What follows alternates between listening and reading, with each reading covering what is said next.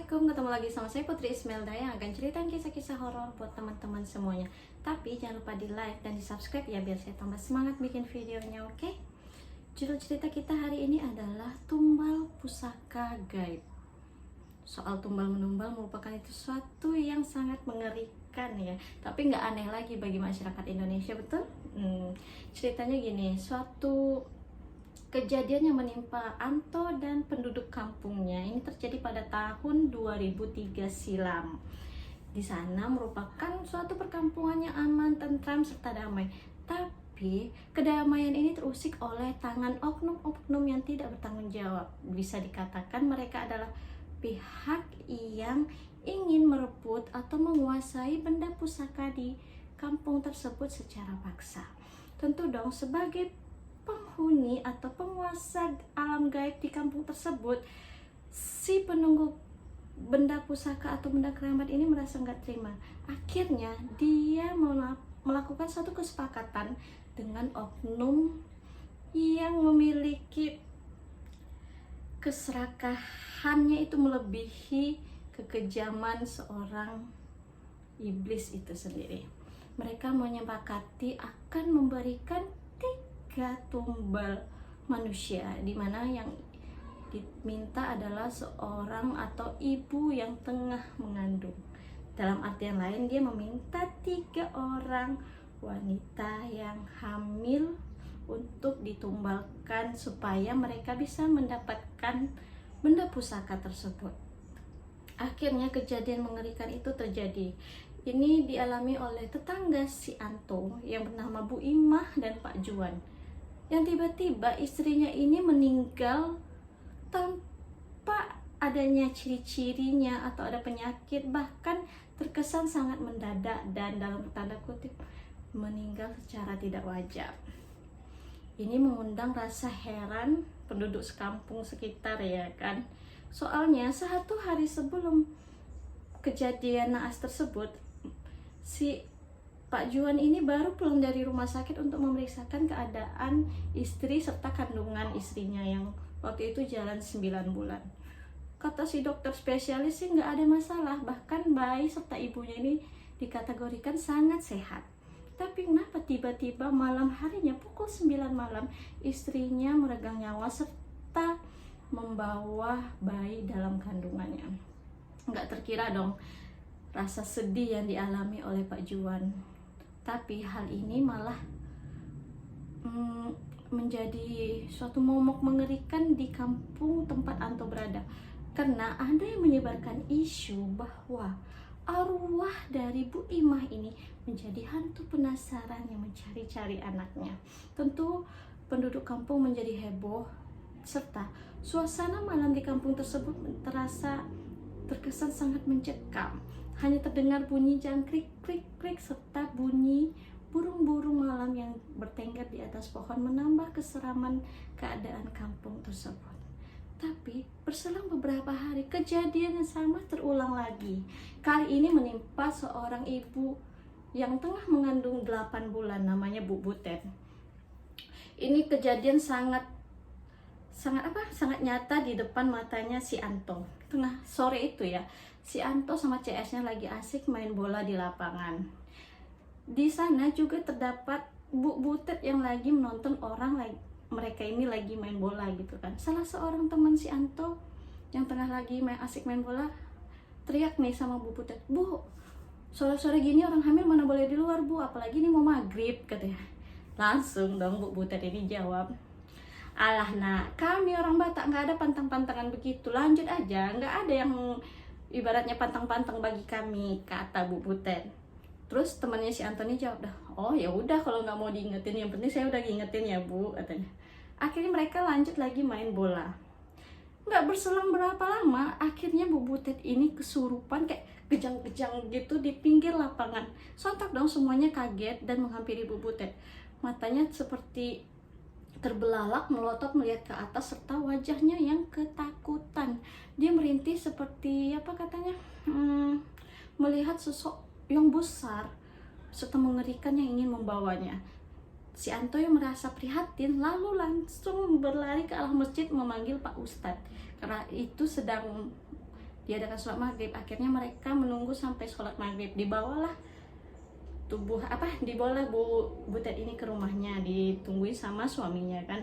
Setelah sholat maghrib, Pak Ustadz datang dan menghampiri Bu Butet ini.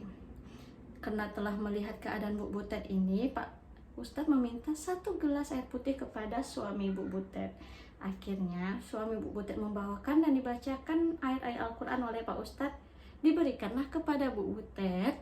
Dan alhamdulillahnya Bu Butet ini jauh lebih tenang dan seperti layaknya normal, tidak ketakutan atau tidak kejang-kejang lagi. Akhirnya suaminya merasa lega dan melepaskan kepergian Ustadz ini keluar. Tapi Pak Ustadznya berkata seperti ini sama suaminya Bu Butet, "Pak, tolong dijaga ibunya baik-baik ya." "Iya Pak, makasih ya Pak Ustadz udah repot-repot," kata suaminya Bu Butet. Akhirnya mereka meninggalkan rumah Bu Butet. Di perjalanan si Anto yang nganterin Pak Ustadz ini pulang gitu ke masjid, si Ustadznya ngomong sama Anto, "Anto, sebenarnya Bapak kasihan sama Bu Butet." "Loh, kenapa Pak?" "Soalnya kayaknya Bu Butet nggak bisa tertolong lagi." "Kok bisa gitu?" "Masa sih Pak?" kata si Anto. "Kalau kamu nggak percaya, tengok aja besok." Akhirnya kejadian naas itu terjadi tepat pukul 10 pagi. Bu Butet serta kandungannya meninggal secara tidak normal. Matanya melotot, melihat ke atas seperti ketakutan. Akhirnya Anto menyadari apa perkataan Pak Ustadz tersebut. "Kok bisa kejadian ya?" katanya kan. Warga akhirnya menelisik, "Kok akhir-akhir ini ada kejadian aneh di kampung kita? 2 ibu hamil meninggal secara tidak wajar." Dan akhirnya usut punya usut, terungkaplah bagaimana atau apa yang menjadi penyebab dari keanehan kampung mereka. Suatu saat itu Pak Juan, ingat kan, suaminya Ibu Imah korban pertama tadi, dia yang notabene seorang tukang ojek, setengah membawa seorang kakek-kakek di belakangnya sebagai penumpangnya. Kakek itu ngobrol lah sama Pak Juan. "Nak Juan tinggal di mana?" "Saya tinggal di Jalan Kartini Pak," kata. Saya cuma pesan Nak," katanya. "Tolong pesankan sama warga di kampung Pak Juan supaya melakukan acara tolak bala." "Memang ada apa Pak?" Soalnya diceritakanlah sama kakek-kakek tadi, ada seseorang atau sekelompok orang yang melakukan perjanjian dengan iblis atau jin penunggu benda pusaka tersebut yang ada di kampung Nak Juan. Mereka ingin mengambil beberapa benda pusaka dan mengorbankan 3 nyawa ibu hamil, katanya. Sontak dong Pak Juan kaget karena istrinya merupakan salah satu korban dari keserakahan oknum-oknum tersebut. Si Juan yang merasa terpanggil akhirnya berkata sama kakek-kakek tadi, "Baik Pak, akan saya sampaikan." Namun kakek-kakek itu berpesan sama Pak Juan, seandainya warga kampung tidak mau melaksanakan doa tolak bala, Nak Juan sebaiknya meninggalkan kampung tersebut dan biarkanlah mereka dengan kesialannya. Itu kata kakek-kakek tersebut. Karena si Juan ini emang peduli sama warga kampungnya, akhirnya dikumpulkannya malam hari selepas sholat Isya, disampaikanlahnya ucapan si kakek tadi. Beberapa tanggapan sih didapatkan oleh Pak Juan, ada yang setuju, ada yang enggak. Tapi setelah dijelaskan, apalagi adanya korban 2 orang ibu hamil yang meninggal secara tiba-tiba, akhirnya mereka sepakat untuk melakukan acara tolak bala. Tapi masih dalam bentuk kesepakatan akan dilaksanakan. Beberapa hari berikutnya, tepatnya 2 hari berikutnya, terjadi lagi korban-korban yang berjatuhan. Anehnya lagi, pada awalnya korban ini kan menjurus kepada 2 orang pada ibu hamil ya kan. Tapi kini korbannya ini udah nggak memandang memandang umur, tidak memandang jenis kelamin. Setiap 40 hari terjadi korban meninggal secara tidak wajar di kampung mereka. Telisik punya telisik, akhirnya mereka memperhitungkan ini suatu kejanggalan. Kenapa setiap jarak 40 hari terjadi korban yang meninggal, kata petinggi kampungnya ya kan.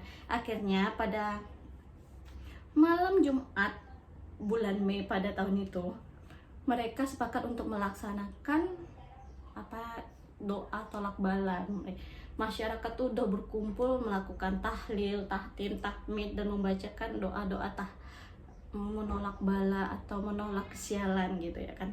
Si Anto ini ya, di tengah kesedihannya melanda karena salah satu korban yang meninggal itu adalah kakeknya sendiri. Selepas dari takdir Allah Maha Kuasa, dia juga merasa penasaran apa sebenarnya yang menimpa warga kampungnya. Akhirnya saat masyarakat lain yang lagi menunaikan atau melaksanakan acara tolak bala, si Anto ini pergi keluar kampung untuk mengunjungi salah seorang temannya disebut Pak Mahmud.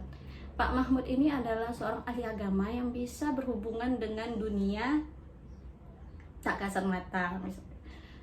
Setelah mendengar cerita dari si Anto, Pak Mahmud menerawang atau mencari asal muasal dari akar permasalahan tersebut. Akhirnya diceritakan oleh si Pak Mahmud ini kepada Anto, benar adanya ada perjanjian antara oknum yang ingin mengambil benda pusaka itu dengan para gaib yang berada di kampungnya. Anggaplah seperti itu ya. Mereka meminta korban 3 orang ibu hamil. Si Anto yang merasa prihatin atau merasa kaget, sepenuhnya sedih gitu ya kan, meminta pada Pak Mahmud untuk mencarikan solusi agar segala kesialan atau segala keburukan yang di kampung ini bisa terangkat. Akhirnya Pak Mahmud menjalani perundingan dengan para gaib yang berada di sana atau yang menguasai di kampung tersebut. Akhirnya mereka memberikan penawaran 2 ekor kepala kambing sebagai ganti nyawa manusia yang diambilnya setiap 40 hari. Merasa tidak ingin menuruti permintaan dari para gaib tersebut, Ustadz Mahmud ini memilih untuk bernegosiasi gitu. Akhirnya telah tercapai kesepakatan antara Pak Mahmud dengan para gaib atau iblis penunggu benda pusaka tersebut, bahwa mereka bersedia mengganti tumbal nyawa manusia dengan 4 benda, yaitu 4 butir telur angsa yang tidak jadi, yang kedua 3 buah atau 3 buah kuncup bunga yang jatuh sebelum berkembang, yang ketiga dengan 2 butir jeruk purut, yang keempat dengan 1 botol minyak mata duyung asli. Mereka bersedia menerima tumbal ini dengan syarat tumbal itu telah mereka terima sebelum malam purnama. Akhirnya Anto ini mengerahkan seluruh masyarakat kampungnya untuk mencari syarat-syarat atau mencari tumbal untuk pengganti nyawa manusia tersebut. Akhirnya sebelum maghrib, segala jenis yang dibutuhkan itu telah terkumpul dan diserahkan oleh Anto kepada Pak Mahmud. Ya, nanti malamnya, tepatnya malam purnama ini, Pak Mahmud akan melakukan acara penanaman tumbal untuk penghuni benda atau pusaka gaib tersebut. Pak Mahmud ini melakukan acara penanaman tumbal ini secara jarak jauh karena mereka tidak mau mengusik atau mengganggu makhluk-makhluk tak kasat mata lainnya. Setelah secara alot atau secara bersusah payah, Pak Mahmud akhirnya berhasil menanam tumbal tersebut, pengganti tumbal lebih tepatnya ya kan. Dan Pak Mahmud mengumumkan bahwa kampung mereka telah resmi atau telah dibebaskan dari kutukan tumbal penghuni benda pusaka tersebut. Pak Mahmud berpesan agar masyarakat lebih menjaga lingkungan dan menghormati kebudayaan yang berada di kampung mereka. Oke. Cukup sekian ceritanya. Kita bisa mengambil pesan moral dari cerita Anto tersebut bahwa seburuk apapun yang namanya kebatilan tidak akan pernah bisa menang melawan kebaikan. Setuju? Oke, cukup di sini ya cerita kita. Saya Putri Ismelda. Sampai jumpa. Bye.